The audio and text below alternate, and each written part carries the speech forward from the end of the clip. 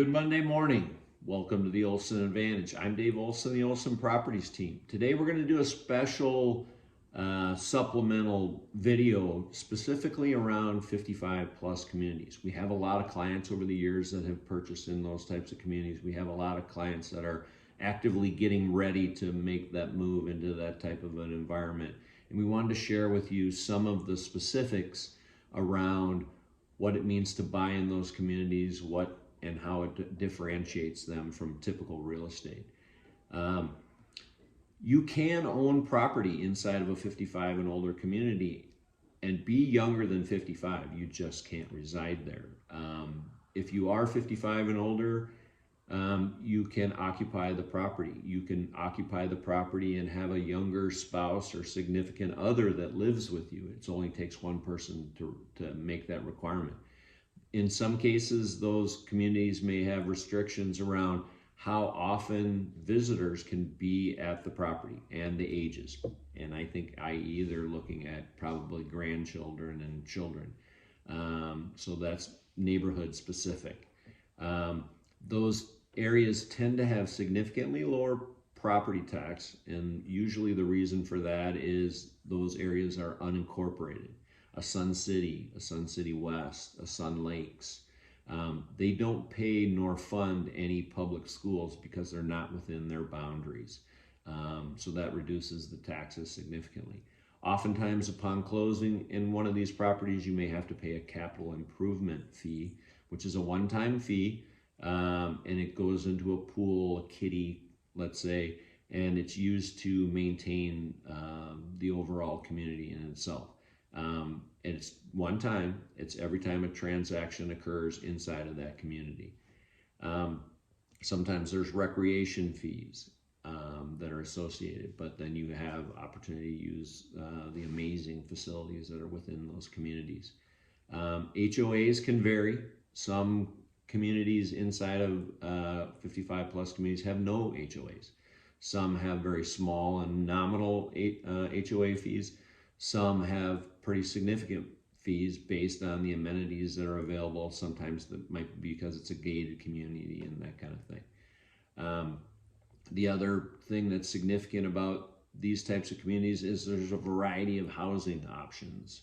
Everything from single family homes to condos to townhomes to properties that are called Gemini homes, patio homes, which is basically homes that are all in a line. Share a common wall, share a lot of common space, areas, amenities, that sort of thing. So a bunch of different variations. A lot of times those HOA fees that are associated with those types of properties pay for things like the roof maintenance, surrounding landscaping, all of the facilities, exterior paint, maintenance, water, sewer, trash. So on the surface it may look kind of costly, but in a lot of cases it's just a built-in fee that is shared amongst the community. Sometimes cable, internet, pest control are also included as part of those costs. So you want to look at that kind of carefully. The other large thing that is, in order to really understand them, is they do tend to offer a great deal of activities and a variety of clubs and organizations as part of being part in that community. They tend to grow seasonality with the seasonality. Obviously, many of the people that occupy those properties are not here year round. So, but what you do tend to see is they tend to come longer and longer periods of time once they start enjoying. And it's a very commonplace that the people that buy these types of properties oftentimes budgeted for a certain size of home or whatever, and then they found out how much they use it, how often they spend time here, and it's very common for them to upgrade once or twice during their time staying in these types of communities because they find the value in that type of living. And then I'm sure there's people that choose not to and leave and go find another place. But it tends to be very common that people say, I've never been as active in my life until I moved into this type of an environment, surrounding myself with like-minded people. But so we're going to share with you a couple slides. It's very common. This one is very telling. It's very common that people that live within these types of communities pay cash for their properties. This type of an environment of property is very insulated, oftentimes from where interest rates are. People are obviously on a timeline. In order to do something like this, they either pay all cash or a significant amount of down payment in cash, and then finance maybe a much smaller amount than what's typical. So they're not quite as affected by interest rates. The other slide I want to show you is where do, at least in Arizona, where do all of these communities reside and what kind of transaction level? Obviously, you look towards the top there. Sun City West are probably obviously the largest.